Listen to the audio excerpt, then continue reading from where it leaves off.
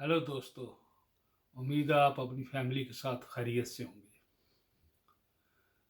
कल हमने जहाँ ख़त्म किया कि मैं कनाडा एयरपोर्ट पे पहुँच गया, तो आपको दिलचस्प बात बताऊँ कि जब मैं पहुँचा तो मेरी जेब में कितने पैसे थे। मेरे पास 51 अमेरिकन डॉलर थे। 51। सो अब आप अंदाज़ा लगा लें कि $51 से क्या होता है। अच्छा, इतने क्यों कम पैसे थे मेरे पास? सवाल तो है, भाई आप जा रहे हैं बाहर, आप प्लान बना के जा रहे हैं, फिर कम क्यों है? बात यह है कि जब मैं कनाडा से पहले जब मैं जर्मनी गया, पहले आपको ये बताऊं, तो मेरे फादर नहीं जानते थे सर, मैं चोरी गया था, किसी को बताया नहीं था।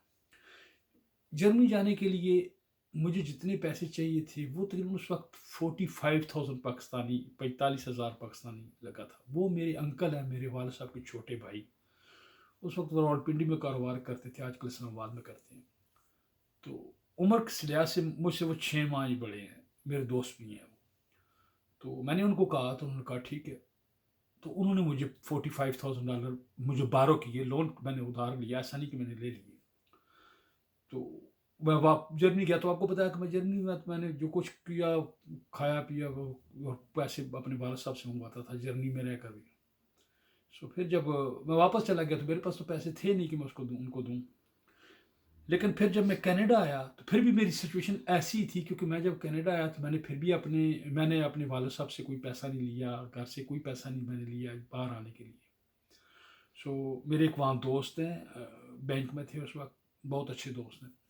सो अल्लाह खुश रखे उन्हें, भाइयों की तरह हैं। जब मुझे पासपोर्ट वगैरह का टाइम मिल गया कि मुझे पैसे देने हैं, ये करने हैं, तो मेरे पास अपने पास कोई इतने पैसे थे नहीं, बल्कि कोई कोई क्या, कुछ भी नहीं था मेरे पास। तो क्योंकि शादी के बाद मैंने बहुत मैं एहतियात करता था, कोई ज़रूरत है ज़िंदगी की बात करने की, क्योंकि शादी भी कर लो तो फिर भी अपन बोलो हर घर की तरफ देखो तो थोड़ा हार्ड होता है। देखता तो घर की तरफ था, लेकिन मुश्किल होता था कहना। तो मैंने अपनी वाइफ से बात की कि ऐसा है कि मुझे जाना है, तो मुझे तुम्हारे पास जो गोल्ड की चूड़ियाँ वगैरह हैं वो दे दो। तो वो चूड़ियाँ मैंने ली अपनी वाइफ से। तो मैंने अपनी दोस्त को दी, वो बैंक में थी उस वक्त। तो मैंने कहा यार बात सुनो, ये आप 1 2 3 माह तक ना ये अपने पास रखना। अगर मैं पैसे भेजूँ, मेरे ख्याल 20 दिन कहा था कि 1 माह कहा था, मुझे सही एग्जैक्ट याद नहीं है आप। लेकिन मैंने कहा अगर मैं पैसे भेज दूँ तो ये मेरे घर दे देना, नहीं तो उसको बेच के, तो आप जहाँ से भी जिसके अकाउंट से जिससे भी लेंगे आप उसको पैसे दे देना। उनसे मैंने पैसे लिए। मेरा ख्याल है 20,000 रुपया लिया था। तो खैर मैं वो जब यहाँ आया तो वो तो मैं वापस रिटर्न ना कर सका उसका दोस्त को, और उन्होंने पूछा पूछा मैंने कहा आप फ़रोख्त कर दें, इट्स ओके। तो वो फ़रोख्त हो गई। लेकिन जब मैं यहाँ कनाडा आया तो आपको पता है $51 थे मेरे पास। सो इमिग्रेशन जब किया तो उसने पासपोर्ट देखा, तो उसने कहा कि जब मुझसे पूछा कि तुम्हारा नाम क्या है, मैंने बताया जो पासपोर्ट पे था। उसने कहा ये नहीं, जो तुम्हारा अपना है ये तो तेरा पासपोर्ट ही नहीं है। तो मैंने अब क्लेम कर दिया रिफ्यूजी का। खैर आपको बताया पहले भी मेरा है। अब मुझे उन्होंने 17 दिन तक, 17 डे, यानी मैं 1 अक्टूबर 1989 को आया और 17 अक्टूबर तक उन्होंने मुझे वहाँ लेकर, एक डिटेंशन सेंटर था उनका, एक होटल था, उस होटल का एक फ्लोर पूरा उन्होंने, इमिग्रेशन ने अपने पास रखा हुआ था। वो जिन लोगों को भी डाउट होता था ना, तो उनको वो वहाँ रख लेते थे। क्योंकि मेरे पास ब्रिटिश पासपोर्ट था, तो वो पासपोर्ट तो मैंने इनको दे दिया कि पासपोर्ट तो कैनेडियन इमिग्रेशन के पास, तो उन्होंने रख लिया वो। तो इमिग्रेशन ने कहा कि ये आदमी भाग जाएगा।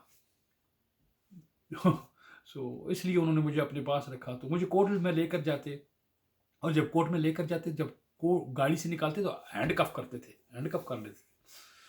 सो वो तकरीबन 15 17 दिन हुए, और एक दिन ना मुझे वो मेरा लॉयर कहता है कि ऐसा है कि आज तुझे ये वापस भेज रहे हैं, तो तुम वापस जाओ पाकिस्तान, और वहाँ से अपने पॉलिटिकल जितने पेपर आपको, आपने जो कहा है कि आप ये हैं, आप वो पेपर ले आए, तो आपको ये एक्सेप्ट कर लेंगे। मैंने कहा तो पागल है, मैं वहाँ जाऊँगा तो it's very dangerous for me. So anyway, जो जो सारा वो सच तो होता को नहीं। सो وہ اللہ نے کیا کہ 17 دن کے بعد وہ جج نے کہا کہ اچھا جب اس نے کہا میں نے کہا نہیں میں تو ایسے نہیں جاؤں گا، میں تو واپس نہیں جاؤں گا، میرا تو پرابلم ہے بہت بڑا پولیٹیکلی. تو اس نے کہا اچھا جو تجھے کہنا ہے کورٹ میں کہنا، بولتے رہنا 3 گھنٹے بول، تو میں میں تیری سپورٹ کرتا ہوں. میں نے کہا چل ٹھیک ہے. وہ کیس وہ اس نے سوال کیے، میں نے جواب دیے، اینڈ مختصراً کہ عورت تھی جج، اس نے مجھے کہا کہ میں تجھے ریلیز کرتی ہوں، چھوڑ رہی ہوں.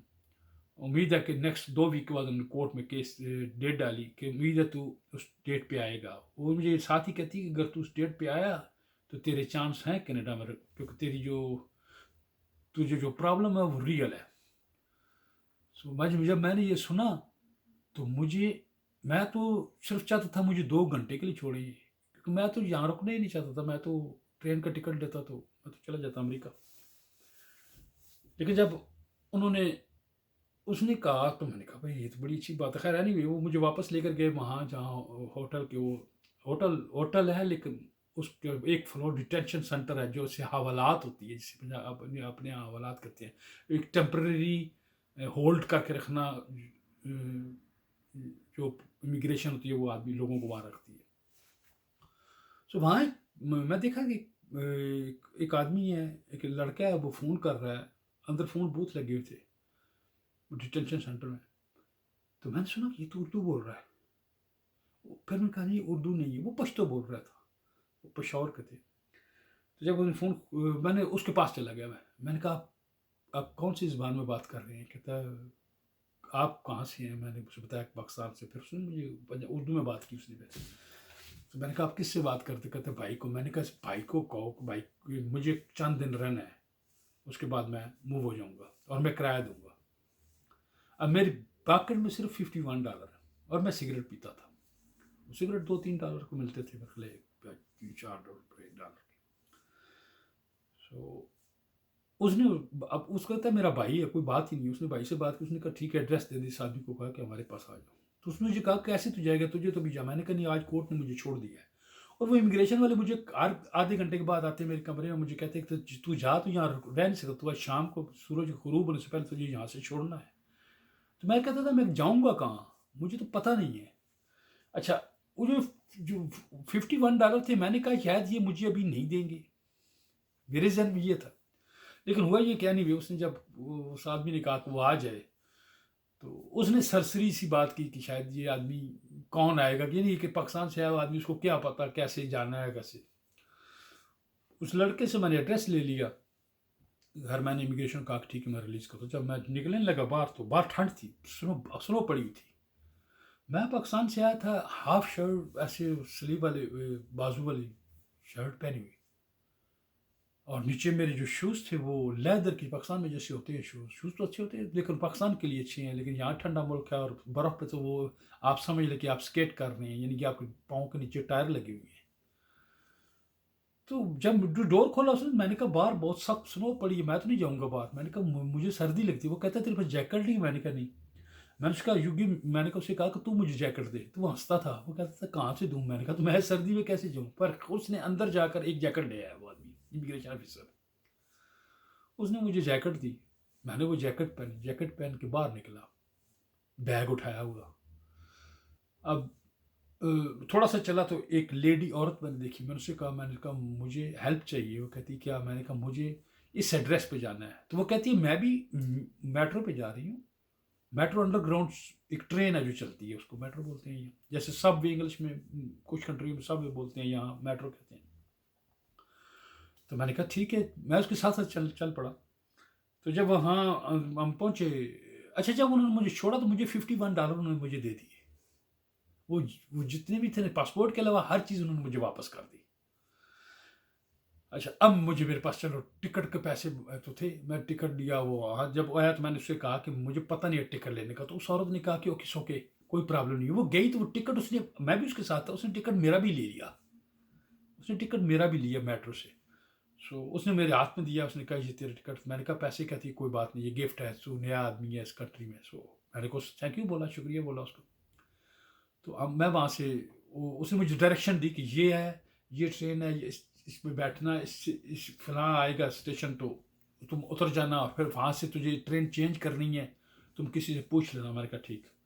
خیر وہ اندر آپ جب جائیں تو لگے ہیں میپ وغیرہ لگے ہوتے ہیں ڈور کے پاس، اس نے مجھے لکھ کر دیا تھا نا کہ اس اسٹیشن پہ اترنا۔ میں نے دیکھتا رہا، جو آیا تو اتر گیا۔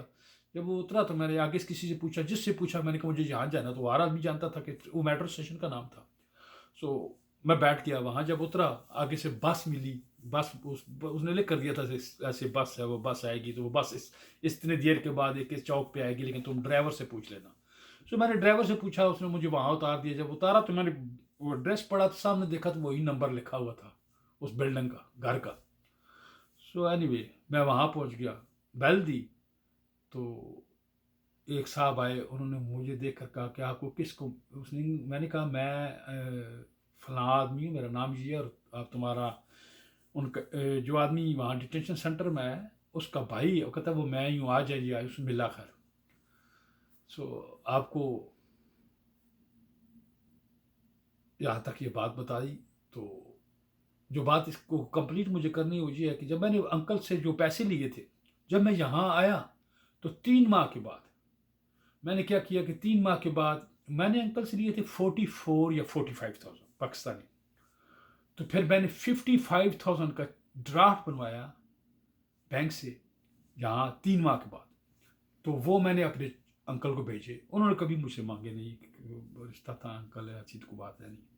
تو مطلب میں نے کینیڈا میں جرمنی کا قرضہ میں نے یہاں آ کر اتارا کینیڈا سے، تو میں نے وہ ختم کر دی۔ ان کی مہربانی، شکریہ، اللہ خوش رکھے ان کو۔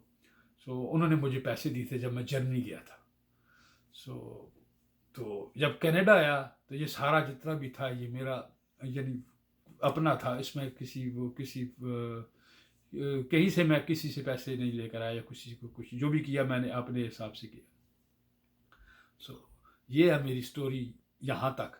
سو اس سے آگے اب جب سٹوری شروع ہوگی تو اس میں بہت جان ہے، وہ ریئل ہے، کیونکہ آپ کو پتہ چلے گا کہ پاکستان سے آیا ہوا ایک گاؤں کا انسان، گاؤں میں رہنے والا، اتنا پڑھا ہوا بھی نہیں، وہ کس طرح زندگی کو یہاں کیسے کہ کس طرح وہ اسٹیپ بائی اسٹیپ لائف کو آگے لے کر آیا، اور آج تک جو میں ہوں اس کے پیچھے ریزن کیا ہے، کیا ہوا۔ زندگی میں سبھی لوگ ایسے ہی ہوتے ہیں، لیکن کچھ ایسا ہوتا ہے جو مجھ سے ہوگا جو آپ سے نہیں ہوگا، جو آپ سے ہوگا ہو سکتا ہے میں سوچ بھی نہ سکوں۔ تو آپ بس اگر یہ کیس ویڈیو آپ کو پسند آئے تو اس کو لائک کرنا، شیئر کرنا، اور سبسکرائب ضرور کرنا۔ سب سے زیادہ جو امپورٹنٹ ویلی ہے وہ سبسکرائب ہے۔ اور انشاءاللہ زندگی رہی تو پھر ملاقات ہوگی۔ بس اس دعا کے ساتھ اب ختم کرتا ہوں کہ اللہ تعالیٰ آپ کو اور آپ کو ود فیملی خوش رکھے، اللہ تعالیٰ آپ کو کوئی تکلیف نہ دکھائے، ہمیشہ خوش رہو۔ اچھا، مہربانی، شکریہ۔